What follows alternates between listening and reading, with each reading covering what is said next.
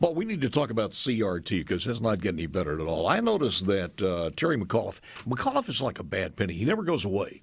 He has been around for so long, and of course he's running for governor of Virginia and is it West Virginia? I think is it West Virginia? No, it's Virginia. It is Virginia. And he says absolutely positively that there's no CRT in the state of Virginia. And I've heard people say there's none in our state. As a matter of fact, I had the superintendent of education on, Dr. Carolyn Wright, and she says she doesn't know of any that's taught in Mississippi schools. You've just issued a research paper combating critical race theory in Mississippi. What do you say about that? We actually quote her interview with you in our paper. Mm-hmm. The education establishment, not just in Mississippi, but throughout America, quite often says, critical race theory, of course we don't do that. So what we've done in this report is actually look beyond the label. What does critical race theory actually mean? What sort of ideas constitute this theory? And what we've discovered here in Mississippi is undoubtedly that critical race theory is being taught. For example, the Department of Education... Wait a minute. Is it, and we got plenty of time to do this after the break here. This is a short segment. But is it being taught under a curriculum with a title that spells that out? Or is it being hijacked by some teachers teaching it under different labels just because as a public, or rather as something that's personally close to them? Those teaching critical race theory very seldom admit to teaching critical race theory. Mm-hmm. First of all, because it's a label used by those of us who are against these divisive and extremist ideas. So rather than take at face value an admission as to whether or not critical race theory is being taught, you need to ask, are these ideas behind it being taught? Is the notion that America is an inherently racist country being taught? Are people being taught that there is that behaviors and outlooks are defined by your racial identity? There are a whole series of ideas that lie behind critical race theory. And what we've discovered is that despite these denials, the Department of Education in Mississippi itself recommends that teachers use as a professional development tool resources that are explicitly promoting critical race theory. For example, today is Columbus Day. Yeah. Why is it that the Department of Education here in Mississippi recommends Mississippi teachers use as a teaching resource a resource provided by the Zinn Education Project, which explicitly is campaigning for the abolition of Columbus Day? In fact, it talks about Christopher Columbus Day as being a shameful day. Why is it that Mississippi Department of Education explicitly recommends teachers use these resources? It's not enough to just say this isn't being done. Now, I think that, take a step back, Martin Luther King helped to define America. That extraordinary speech he gave where he talked about America becoming a country where people were judged on the content of the character, not on the color of their skin. This dangerous dogma threatens to destroy and endanger that legacy of what it means to be an American. And if we're not careful, without people being aware of it, we will see this extremist Marxist ideology being promoted in our schools. Let me go back to the Zinn, that spells Z-I-N-N, yeah. The Zinn Education Project. Go into that a little bit more. What is that? Is that a curriculum that teaches, is that the basis of the history curriculum? Howard Zinn was the author of an extremist book that entered the mainstream of the education establishment, A People's History of the United States. And it basically argued that the American idea is flawed, America is a racist country, and America is built on hatred and exploitation. It couldn't be more wrong. And unsurprisingly, some progressive teachers created something called the Zinn Education Project to promote these ideas and to try to ensure that children are indoctrinated with these disastrous and obnoxious beliefs. So why is the Mississippi Department of Education explicitly recommending that teachers, as part of their professional development, use this resource? There are other resources that they use, but this is just one of them. It's not enough to say we don't do critical race theory. Her own department is recommending teachers lock into these ideas and bring these ideas into Mississippi classrooms. Mm-hmm. That can't be right. The curriculum itself has evidence of progressive bias. Now, there are some bits in the curriculum that are very fair and I would say very balanced, but not all of it. For example, the curriculum recommends that teachers teach young people in Mississippi that the Constitution is a, quote, living document. That is the desire and intention of every progressive extremist in American history. it's a very biased interpretation of American constitutional history, and it really matters. Yeah, we don't get back to the point of the we talk about it is America racist from is our founding, and I have to ask sometimes, so what? So what? What if it was back then? We had slavery back then. We've corrected those. There are many things that we did. Go back to every country. The founding of any country in Great Britain. It doesn't really matter where it is. Every country. We have to live today by that. We have to suffer the sins of our fathers back in those days. It's crazy. 1776. In the past, slavery and exploitation were a common factor in every country and every culture. What is unique about the United States is the way in which the founding principles eventually led to overcoming that human condition. Well, the other thing, too, and we'll get more into this one, and I don't think people think about this, we are unique. And if there is racism, you would probably find it in no other place better, than the United States of America at its inception, because we started with a clean, a blank page as far as immigrants are concerned, with only Native Americans here on this Indigenous Day. And then we brought people from all over the world into it, of different nationalities. Take any other land that hasn't been settled, and you bring Arabs and Jews and French and Germans together without the Constitution, and see what you would have today, 200-300 years later.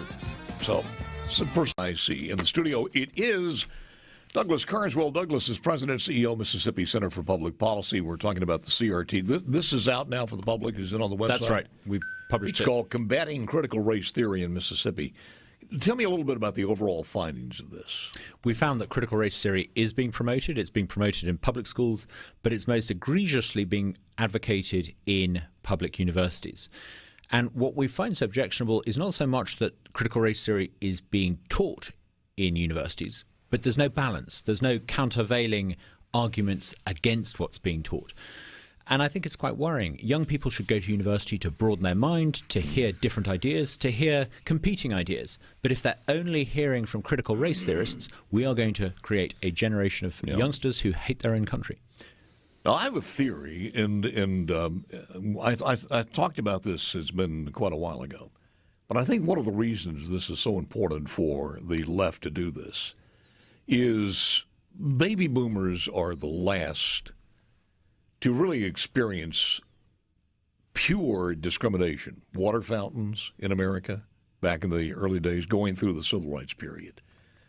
Those baby boomers are fading out. They're, the next generation, the generations coming in, they didn't have that. You cannot drink from this fountain. You cannot eat at this restaurant. We have progressed way beyond there. We went through affirmative actions and everything else. It was a struggle. But if you are someone of my age or your age, and you're an African American, you still understand that. You have that feeling. You know what that discrimination, the sting of that feels like. But sooner or later, that's going to be gone. It's almost like the hatred from the Civil War. That fades on with the soldiers fade away. So you have to have something to keep that hate up. And that's what I sincerely believe, that's what CRT is. Let us teach racism. Let us show people and continue that hate between the races. And if it's not, that's what it achieves. As an outsider looking at America, I think America should celebrate the extraordinary progress that has been made over the past. Yeah, I agree with you. You can't years. do that, though, because if you do that, racism doesn't hold the power that the left needs. But if you re-racialize American society, you're going to tear the republic apart. You're going to divide. And when you do that, the Democrats win. And you delegitimize the state. This is what this agenda is ultimately about. It's about delegitimizing the very idea of America. Did you see all three universities, Mississippi State University of Mississippi and the University of Southern Mississippi, those three, were those the only ones you looked at? No, we looked at a number, but those were more explicit. That could be simply because the content of their websites. We're not saying it's not being taught elsewhere, but those are the three most egregious examples we could find. Is that a required curriculum for them? No, but we did find at one university that students were required to take courses provided by an organization called Everfee. and these were mandatory courses. They were online courses because I assume because of the COVID restrictions.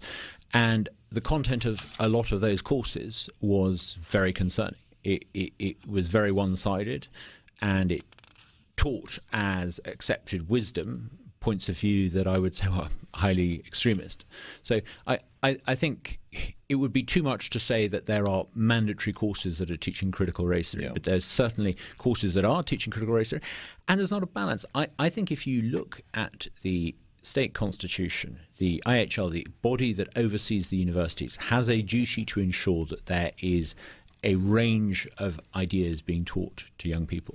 And I think our report clearly shows that there is not that fair and balanced approach to education. There is a clear bias in favor of some extremist progressive ideas. I don't think parents will understand this, even from elementary school into middle school, and certainly in high school, unless they know what's going on. They've got to know what's going on. They've got to at least do a little bit of a review of the classwork or the books. The computer, whatever it happens to be, but they've got to be more informed. For a long time now, university administrators have simply said, we're not teaching critical race theory. We don't do this. I hope people will be able to look at this report and perhaps hand the university administrators a copy of the report and say, you say you're not teaching it, so why do you have courses that teach about whiteness? Why do you have courses that explicitly promote these divisive and dangerous ideas? I hope that this gives parents and students a means to actually hold to account education officials who have denied promoting critical race theory but clearly do. It is interesting that a lot of the feedback coming or the pushback coming is from African Americans. They don't like this. And I saw a survey several weeks ago that said the fastest raising percentage of interracial marriages is in the state of Mississippi. Maybe because we have such a low amount, but it is now one of the fastest number of marriages as far as interracial marriages. So if you have a mom and dad of mixed marriage in the state of Mississippi and this is being taught, I mean, that's a little bit of a conundrum. I was looking at some figures looking at attitudes over the past 50 years towards interracial relationships, and there's been extraordinary progress. It's gone from being a status that many people disapproved of socially to one where most people are just completely at ease and relaxed with it. These are things we should be celebrating. But if we carry on talking about critical race theory, if we racialize everything, we're going to bring back those divisions that we've done so much to and I overcome. fault a lot of people as far as the black leaders are concerned because black leaders make everything about black. They do because they have to stay in power. And even the comedians. It's hard to find a comedian now that does something that is non-racial. I'm not sure that's right. I think there are some leaders who are quite good at bringing in the Democrat people. Party?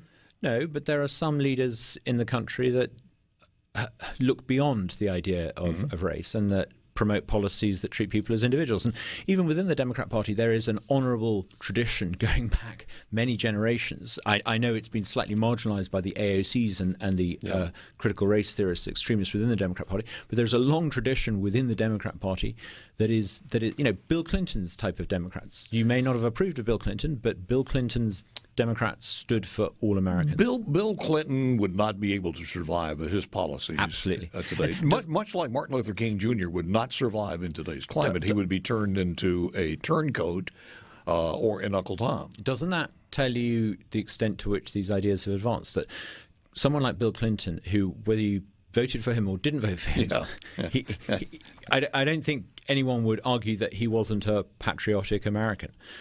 Yet today, it would be very difficult to imagine Bill Clinton ever being elected to any office in the Democrat Party. Well, I've always thought that Bill Clinton, because he had a Republican Congress at that particular time, I've often thought some of the successes were because his attention was in the Oval Office. He had a lot of other things to do beside what was going on in the country, but that's another story.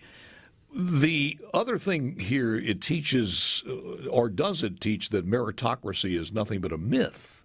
That is a particularly dangerous idea because absolutely, if you believe that it doesn't matter what you do, the odds are stacked against you and the system's rigged, you're almost inviting people not to aspire to live their best life.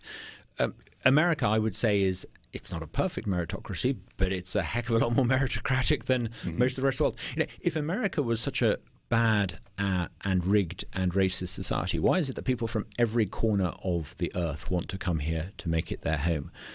America, the American dream people used to talk about, is this idea that if you work hard and do the right thing, you can get ahead. And that, I believe, is absolutely the case. America is, by and large, a meritocracy. But to teach young people that the system is rigged against them, to teach young people that the social outcomes they see around them are caused by the failure of the system and that, therefore, you need systemic revolution, that is deeply, deeply damaging to American society.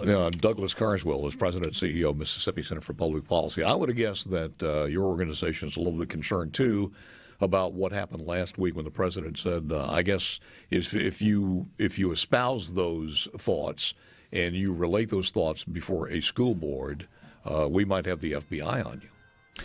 There is this extraordinary overreaction, I think, by the political establishment in Washington to ordinary mums and dads across America going to their school boards and saying enough's enough. We want our kids to be taught about American and America's founding and American values, and for them to be regarded as sort of domestic terrorists. It's an extraordinary overreach, and I suspect people who believe that will... Hold on, because I want to play you an example of that on CRT coming up in a moment or two. Final segment with Douglas Carswell in just a moment, by the way. In the House, Douglas Carswell, President and CEO, Mississippi Center for Public Policy. And I was just talking to Douglas and saying you're a survivor, almost, of the first summer in Mississippi. I absolutely love it. Yeah. Unlike London, you get to see the sun. Yeah, you do get to see the sun. We were talking about a couple of other things. Equity replaces equality. There's always this... as far as meritocracy is concerned, and equity over equality. Those two words, equity and equality, sound so similar, but they actually mean almost the polar opposite. Equality means that you treat everyone the same. Equity means that you rig the system because you want to make sure that everyone finishes the same. So one allows people to live their lives freely, equality. The other invites government and officials to meddle and to rig systems and to rig the admission system at universities and to abolish testing and all the rest of it to try to engineer the same. Is that a big part of CRT? I think it's the cornerstone of it. Wherever you see the word equity, that is the red flag word. Here's a cut that I think I played last week. It explains a little bit more. If the word equity means equality, why don't they use the word equality? Well, what do you think it means exactly? I know what it means. It means equality of outcome. Why do you think that's so toxic? Because it means standards don't matter. It means results matter. Is there equity in the NBA? How many Jews are in the NBA? How many Japanese are in the NBA? There's no equity in the NBA, and there shouldn't be. I only want the best basketball players, and I want the best pilots, and I want the best physicists. I follow music. I conduct periodically. I'm very into music. The New York Times has advocated the dropping of the blind auditions for the New York Philharmonic. No longer shall you choose the best violinist or oboist. You choose based on the color of the violinist or oboist. That's equity. That's it. That sounded like Jordan Peterson, was it? It was. Dr. Peterson. Who was he talking with? I think it was Hugh Hewitt. I'm not sure. Right. I mean, he is extraordinarily powerful on this whole topic, this whole subject. But I think that interview gave you a sense of what we're up against. Equality means that you allow everyone who wants to try to get into the school field team trial for the 100-meter sprint. Equity means that you choose people for the sprint team based on their heritage rather than and we their see speed. that manifest itself as far as athletes, transgendered athletes in women's sports. But for that matter, it would be good to see Shaquille O'Neal sue to become a jockey, a horse jockey. What do we do? What do parents do out there? What's the tactic that they should be taking? I think, number one, have a look at our report. It's on our website, mspolicy.org. Arm yourself with the facts in the report, because if you raise the issue with the education establishment, they're simply going to say, we're not doing it. No. Actually, our report shows the ideas beyond the label that you should be asking. Is your school teaching about equity rather than equality? Is it teaching many of these ideas that define critical race theory? Because if they are teaching about equity rather than equality, the chances are that they are advocating an inherently Marxist agenda. And I would suggest you start talking to your neighbors or the parents of other kids that go to school, specifically those within your own classroom. Some of your, the friends that you meet at PTA, PTO, whatever it happens to be. And if you're not going there, you should be going. But you've got to get involved. And if you have to, go to a school board meeting. It's not that all of these people on the school board meeting are against you. Don't get me wrong. And I don't suggest you go there and scream and yell and anything else, regardless of what Joe Biden says. But you need to show that you are involved in your kids' education. And a couple of subjects where critical race theory often manifests itself first are social sciences, social studies, and history. Are your children being taught about the principles of the founding? Are they being taught about America as this most extraordinary achievement? Or are they being taught that we should abolish Christopher Columbus Day and be ashamed of being American? At MS Policy, the website is what? mspolicy.org. It's easy enough, MS Policy.